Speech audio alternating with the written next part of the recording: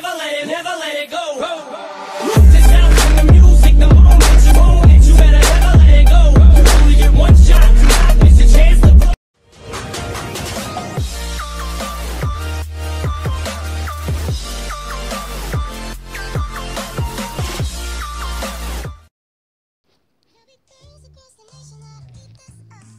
Hello. Aujourd'hui les gens, vidéo.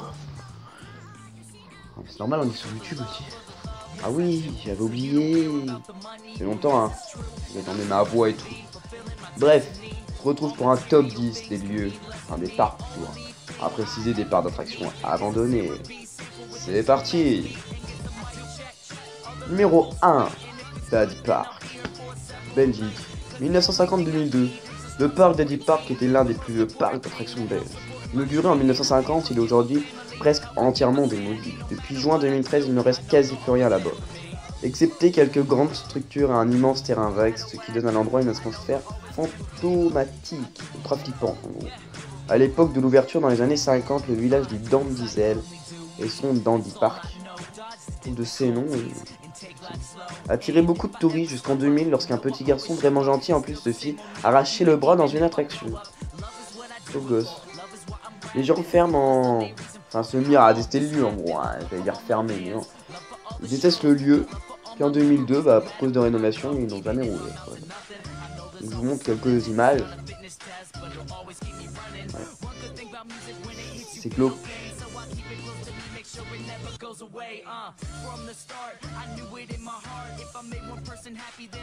À la deuxième position, on se retrouve à Jazzland, Six Flags New Orleans, États-Unis, avec l'accent du sur futur. 2000-2005, le parc de Jazzland est une... Ah non.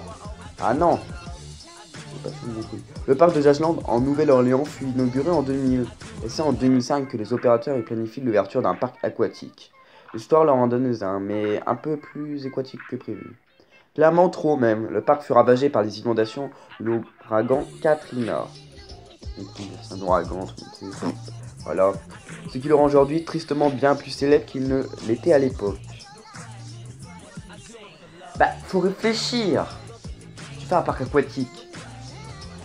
Tu sais quelle mesure d'eau faut mettre et tout, tu vois. Mais non. Ah non, c'est con. Ouais. Wow, vous avez vu sur les photos, c'est glauque.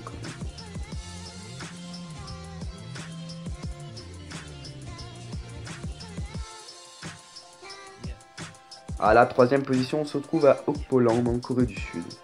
Donc personne ne sait quand il a ouvert, mais tout le monde sait quand il a fermé, en 2011 même. Sa date d'ouverture exacte demeure un mystère. On sait qu'elle date d'avant les années 90, c'est en 1999 que le parc est contraint de fermer ses portes. Ah, donc 2011, c'est quand elle le détruisent, à ce que je comprends. La raison, cette fois, si c'est bien plus lugubre, après de multiples accidents, le parc souffre d'une sérieuse réputation morbide.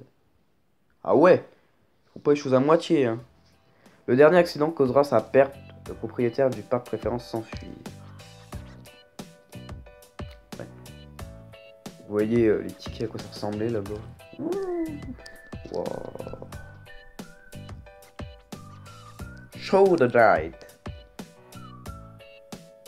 Et bien, à la quatrième position se retrouve à Spree Park en Allemagne. De 1969 à 2002. Il voit le jour en 1969, comme je viens de vous le dire, putain.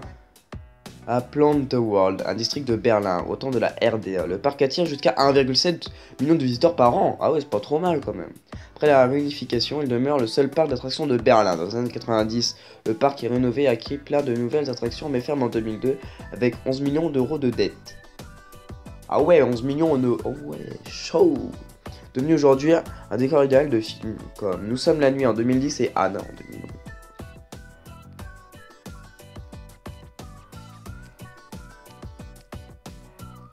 Et à la cinquième position se trouve à Pripyat, Amusement Park, en Ukraine, 1986-1986.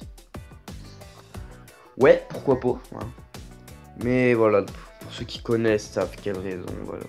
Plusieurs versions différentes existent concernant son histoire, mais il est communément admis dans la légende que le parc ferma le jour même de son ouverture, le 27 avril 1986, soit un jour après la catastrophe de Tchernobyl. Hein, pour ceux qui connaissent pas Tchernobyl, renseignez-vous. Voilà.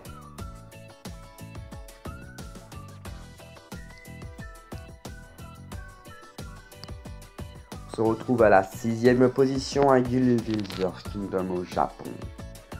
Donc ouais, il est pas très... C'est pas très longtemps qu'il a fermé, hein. On va pas se mentir. Il a fermé en 2001, hein. Il est ouvert en 97. Ouais, 1997. Donc nos amis les japonais, hein, sont les maîtres incontestés du what the fuck. Ce parc ouvre en 1997 comme je vous l'ai dit, au pied du mont Fuji, à côté de la forêt Aokigahara, oui, je suis pas chinois moi. Plus connu sous la forêt des suicides. Ouais. Autrement dit, un emplacement propice à la construction d'un parc pour enfants ludique et jovial. Fermé pour manque de visiteurs. Franchement ça m'étonne pas parce que voilà quoi. Et détruit en 2007.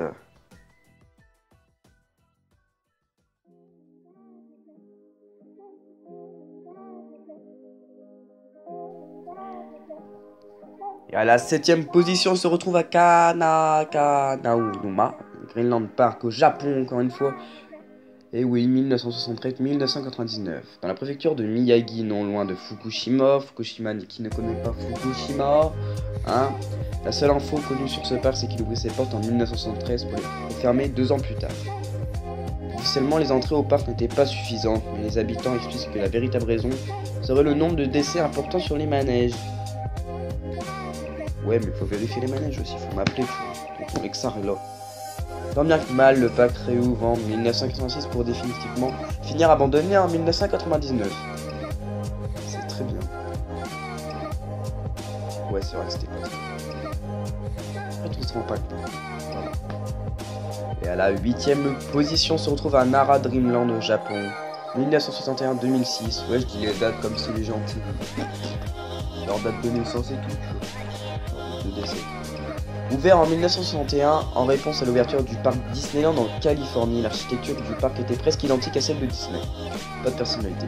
Ne résista pas à l'ouverture du Tokyo Disneyland en 1983 par contre. Esthétiquement, le parc est l'un des plus impressionnants et glauques de ce classement. Beaucoup de photographes s'y rendent et exposent leurs clichés sur le mur. J'ai réussi à en avoir quelques. Voilà. C'est vrai que c'était beau.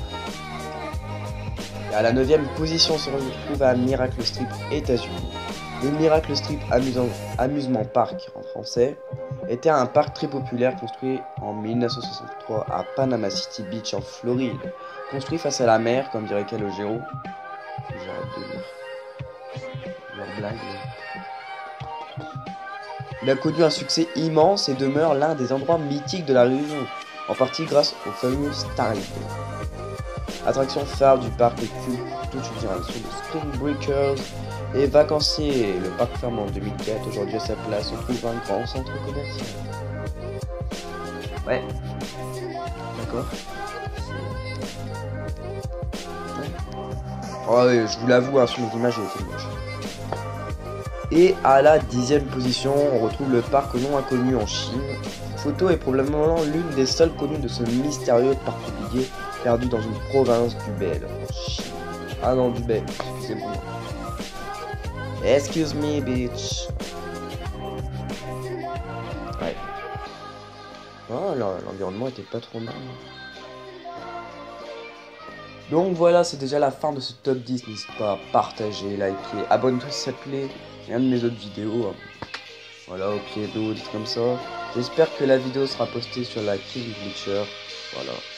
Moi je vous dis à très bientôt. Ciao.